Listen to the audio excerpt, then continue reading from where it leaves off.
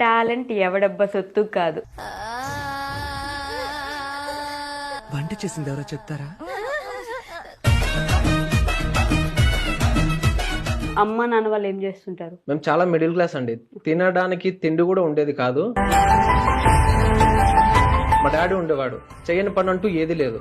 ట్రైన్లో పల్లీలు అమ్మాడు.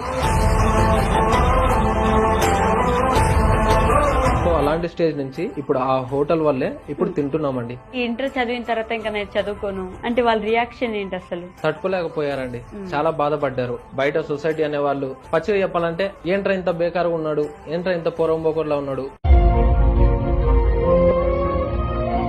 మా అమ్మ చేతిలో అప్పు తెచ్చి 60,000 కాలేజ్కి వెళ్లకుండా డైరెక్ట్ హాస్టల్కి వెళ్ళాను. హాస్టల్కి వెళ్ళి నిజంగా ఏడ్చాను.